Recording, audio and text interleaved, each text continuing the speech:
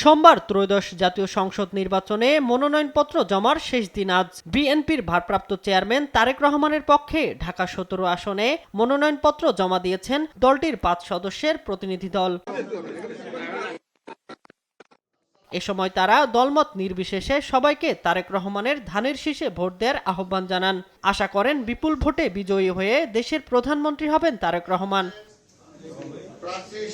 বগুড়া ৭ আসনে বেগম খালেদা জিয়া এবং সদর আসনে বিএনপির ভারপ্রাপ্ত চেয়ারম্যান তারেক রহমানের পক্ষে মনোনয়নপত্র জমা দিয়েছেন দলটির নেতাকর্মীরা। ভিগো ওয়্যার গার্ড প্রয়োজন মতো বাঁকানো যায়, অধিক চাপেও ভাঙে না। ভিগো। তারেক রহমানের পক্ষে জেলা বিএনপির সভাপতি রেজাউল করিম বাদশা এবং খালেদা জিয়ার পক্ষে বিএনপি চেয়ারপারসনের উপদেষ্টা হেলালুজ্জামান তালুকদার লালুর নেতৃত্বে নেতাকর্মীরা মনোনয়নপত্র জমা দেন।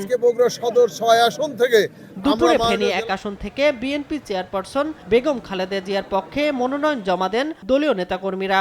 এবার খালেদা জিয়ার মনোনয়নপত্রে স্বাক্ষরের পরিবর্তে আঙুলের ছাপ ব্যবহার করা হয়েছে।